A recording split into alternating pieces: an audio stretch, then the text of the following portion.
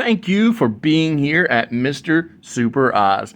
This video is going out, and this channel only exists because I, Oz, founded Gamble Comics, which first release was Everlasting Survivors, a 68-page graphic novel called All Day Long. Available now. Follow the link in the description that will take you to gamblecomics.com. While there, you can get hats, shirts, posters, much more, but most importantly, the story itself. Coming soon from Gamble Comics, BC Brute.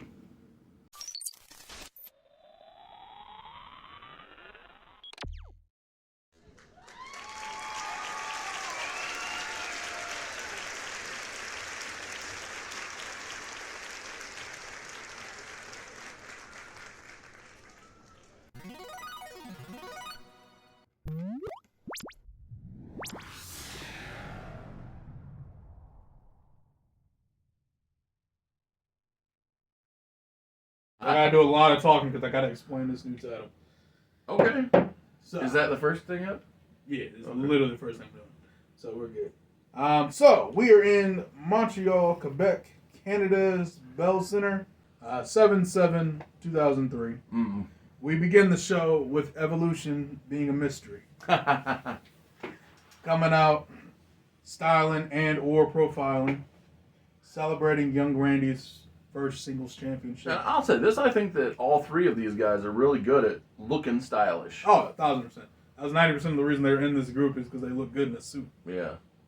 And then the other reason being Triple H wanted these guys specifically in this group. But, I digress. Excellent. Okay, so, where the fuck was I at? Oh.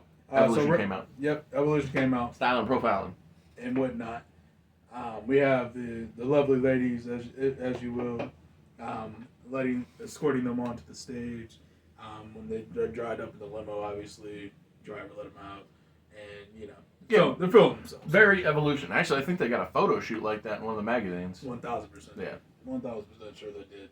But Flair says, so proud of Randy, such a great talent, great future for this kid, and that all starts right now.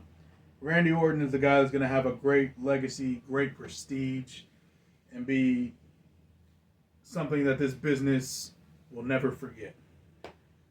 While I say all that about Randy, the Hardcore Championship, while great title for its time, does all the great things, it doesn't have that prestige that will live up to Randy Orton's future legacy. Just doesn't. The Triple H says that this title's time is over. It's time for this title to evolve. And what better man for the title to evolve with than the future of this business, Randy Orton? Crowd boos and yada yada. Yeah, they like the hardcore division. I'm about to say hardcore was fun. But we can't have the title looking like this. We can't have the evolution of Randy Orton's future be this championship. So, obviously there's a podium in the middle of the ring. Sure. With Yeah. tarp. I'm sure you've imagined that as soon as I started talking about what the title Well, looks like. and the thing is, they also have done it in multiple video games, Yep. and they've done it in real life too. Like the night that Kofi Kingston defeated, Damn right. correct, they had, what could ever be underneath this? Oh my God! There's a giant podium with a tarp over it. What could it What be? could it be? It's like, you're almost giving away the finish, guys. What are you doing? Listen, if it wasn't so predictable, Kofi was going to win that match. I would have been mad. But They also accidentally released this T-shirt like an hour and a half before match. which is why I don't go to shop WWE while I'm watching the show. Don't do that. Yeah. Triple H and Rick as a unit unveiled the new Evolve title, AEW Evolve title, give it its full name. Randy was like, takes off the hardcore belt, throws it over his shoulder, lands on the ring. Just think of like Pictures. Evolve, but without the actual company Evolve. Yep. Same logic. Yeah. I mean, they had great titles. Oh, phenomenal. My goodness, like, I didn't care which one was being won. It always looked I was about to prestigious. say, it always popped. Always popped those Evolve titles. Looked great. But yeah. Randy Orton picks up the new title, holds it over his head. Of course, Triple H straps it around his Hey, when did that promotion start? Do you know? Evolve. Yeah. Once they early 2010s. Hold up. Okay. I got 10 seconds to look it up. For sure. I'll only ask because if they're in existence, I wouldn't be surprised if we got a cease and desist in the mail. Yeah, I don't think it was that early. Uh, It was 2010. 2010. It okay. actually lasted 10 years. I gotta give them props. Yeah, They closed in 2020. cool. But yeah, I was only asking because, like I said, it felt like a logical thing to play into the joke. But Yeah. at this point, you beat them to the punch. By 7 years. But yeah, that's cool. Yep, they got it covered. But so with this new title, of course, comes new rules, which Ric Flair, as a former GM in WCW, will now explain to us. Well, he was also president of AEW. Oh yeah, that's right. I forgot about that. Yeah. So we've done it all. But yeah, so Rick understands the business side of this thing. So Rick explains the rules of this new title. So this is the championship that'll be evolving with its user. So after 5 defenses of the championship, the champion can vacate said title for a world title match, provided that they give the GM a week's notice. Okay. Or not a week, but at least advance notice. Yeah, advance. Okay, that's cool. If there's a pay-per-view. And then, so think of it like Gift of the Gods. Well, I was also thinking about how when Ricky Starks was the Or the NWA TV champion. that's what I was saying, Yep. the NWA television title. I'm glad you brought that up because I forgot that existed. Yeah, I think theirs was 6 or 7, but Yeah, 6 or regardless, 7. it's the same general concept. Yeah, win a certain number of defend the title a certain number of times. Yeah, and prove that you're a tip-top guy, then you can move on from that division to the higher division. You can evolve like a Pokemon Yes. to your next stage of I like evolution. So Evolution celebrates with the Hardcore title, and as they are celebrating, Hardcore Vice sneaks up behind them with the Singapore canes, because, Sandman, and beats the ever-living crap Evolution as payback for the disrespect to RVD and the I was Dudleys. gonna say, yeah, it's an ECW reunion here. EC Dub. I gotta love it. Dreamer says, as a former Hardcore champion, he feels like he has a right to wrestle for this new Evolve title. Yeah. And so he will stake his claim as the first challenger next week for the Evolve title. That's cool, yeah. But before we get there, we gotta worry about business tonight. So they will wrestle Evolution tonight in the main event. 3-on-3. 3-on-3. Yeah. Exactly. You Al got it. Snow, Steven Richards, Tommy Dreamer, Triple H, Randy Orton, Ric Flair. You got it. So, go to commercial, come back. Tori in the back is absolutely pissed off because Eric didn't tell her anything about this. And she knows he knows. Right. So she wants an explanation for how we just junked the title and made a brand new one with these new special rules that she didn't know anything about. Eric explains, listen, so Evolution came to me after Randy's match last week. I had full control of everything until midnight. It was a nitro-fueled Raw. It was a nitro fuel roll. So until midnight, I had control of everything. That was the agreement we made. So I was able to make whatever decisions I wanted, free of control from either you or Mick. Yeah. So he signed off on the idea, made it official, and what's done is done. You can't change it. Yes. So he said, Tori says, okay, I'll keep that in mind. I got a phone call to make. Well, and here's the thing. I actually think that, to some extent, it makes sense that you, Raw, now have the ability to do a version of the Elective Ascension. Yeah. Whereas on SmackDown, it's not title dependent or defense dependent. It's choice dependent. Indeed. But still, as of so far, I've only done it twice, and both times it failed. And so, it's not exactly like we've got great odds here on the SmackDown. So maybe Raw can improve Turn it around. Yeah, improve upon the concept. Who knows? So we're in Canada, so I just gave Christian a match because, Canadian. Of course. So he just beats Rico. Crowd love him. Christian. Woo!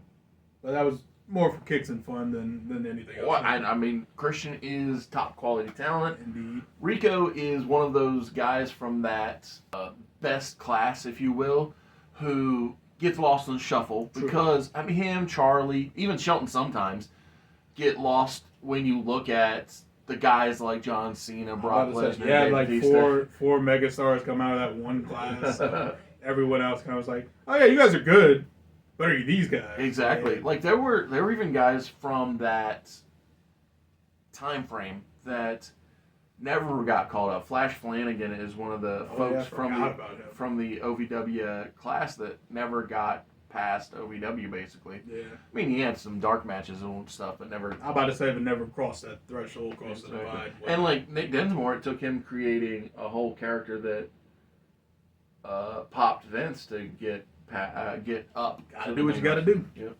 About to say, when it works, it works. So we get a Carlito hype video. Ooh, nice. Yeah, Carlito's coming to Raw. Is it the legit shoot real one? Oh yeah, like the Caribbean Cool. Yeah.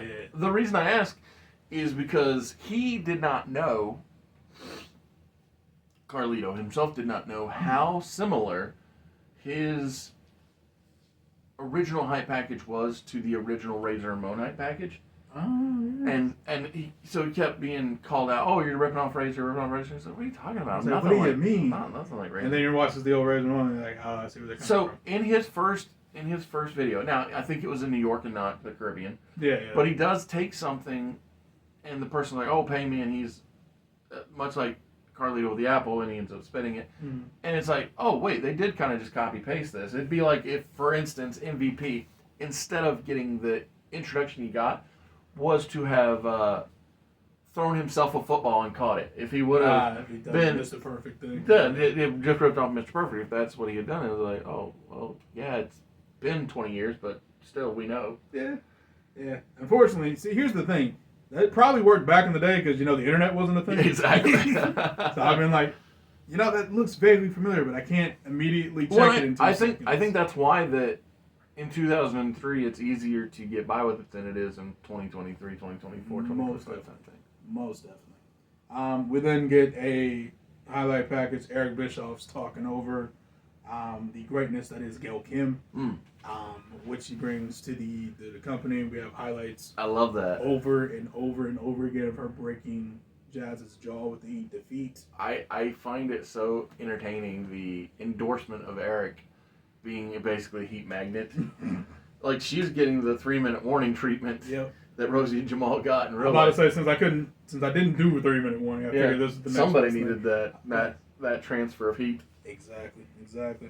And next up, we have Goldust and Billy celebrating their second tag team title win. Before they are both gored in half by Rhino. Rhino then picks both of them up, stuffs them in a corner. Cena comes in and shows that he has this freakish strength that I still, to this day, can't explain how he can do this. But picks up these two giant men, because I always forget how big Goldust and Billy both are. Absolutely. Because everyone in WWE is a giant freak. Yeah. But when I see him in AEW, I'm like, oh yeah, you guys are like 6'8", 3, darn near like 250. Yeah, exactly. Yeah, there was a period of time where Dustin was pushing 300 pounds when he was Dark Reign. Yeah, that was... Or Black Reign, not Dark Reign. Dark Reign's... See, I did that too. Yeah, it's really easy. But yeah, nowadays he's slimmed up, but he's still tall as all. Tall as all get out. Yeah. And Billy's nothing but muscles. Yeah. Like, literally makes no... Like, I'm like, he's 60. Like, both of these guys are like in their 60s, I think. Yeah, 100%. Yeah, pushing. Yeah, Billy's 60 something, and Dustin is either on the cusp or already there. Yeah, absolutely insane. Yep. Still, love them both. Yes. Anyway, they both get a double FU. Yep. Which is again impressive. The crowd goes, oh, because I'm pretty confident I haven't had him do that yet. Yes. So, yeah, I do believe this is his first time. Yep. But so him and Rhino pick up the belts, hold them over their heads, and well, you know what that means in wrestling. So. They want the belts. They're being declared, yeah. Being declared. And then last but not least, we have the main event of the evening. Evolution versus Hardcore Vice. But, the match ends in a disqualification because, Hardcore Vice says F it. Yeah. We're just going to get weapons. We believe in what you have dismissed. Yeah. Exactly. And, it's funny because in my mind, I thought that somebody was going to get a 3D through a table. Oh, no, not yet. They're still suspended. Okay. Can't be doing that. But after the match, security breaks him up, obviously gets everything under control. Tori comes out and says, well, since Eric just decided to add championships, I can just add rules to the championships. So I'm going to add 2 rules. Rule number 1. All other wrestlers are banned from ringside during the title matches. If that is broken, the offending parties will be fined and suspended for whatever I feel like, just for kicks. Yeah. 30, 60, 90 days. Actually, you can increase it depending on Depending on the severity. severity. There you go. And then number 2, since this whole agreement benefited Evolution, I figured we might as well make some addendums so that the challenger has an even opportunity to get what they want. So the challenger will be able to pick the stipulation for the title match. So it's on the champion to wrestle their opponent's style match. I wonder where you got that idea. Man, I have no idea. Who knows? Who knows? I fully endorse this concept. Oh yeah, no, I'm about to say I figured you'd be a big fan of it. But yes, so No, I think all 3 of these stipulations are very smart. The being able to change up your title for the top belt. Yep. The challenger forcing the champion to defend in a certain style, and the Continental Classic rule of wrestlers here to wrestle. Yeah, I'm about to say one-on-one action. Yeah, or however many on however many action. but that's one thing I really like about the Continental Classic is we're just doing I'm about good to say wrestling. it's just 2 good wrestlers doing good wrestling things. Exactly. I'm a Which big is fan. gonna be great when that's gone in like a month. Huh? Because they're gonna probably smash together that. And I'd still keep that rule though. Yeah, but that's probably just gonna be for Continental Classic, like tournament. Oh, I don't know. Regardless, I still think it's a fine rule to keep. Oh, it's a good rule for sure. I'm about to say, especially with the interference-heavy world title scene they have right now. Exactly, and that keeps things diverse. Exactly. Because even when let's say for instance that Swerve Strickland, I almost said Shane Strickland. I mean, you technically still be right. Exactly. Let's say, for instance, he beats Jon Moxley for the title. Yeah. Just theoretically. Even if Swerve is champion, I still could see a world where Hangman challenges him at All In. Correct. And things get violent. That is And like I said, if Mox retains, I could see a world where Darby Hangman. Allin challenges him. Darby, yes. It doesn't matter. Or there's Anybody. a lot of options. Yes, there are options, but my point is, and it'd still be violent. Yep. So it would be like you said, it's a way to keep the divisions distinct. Distinct. Exactly.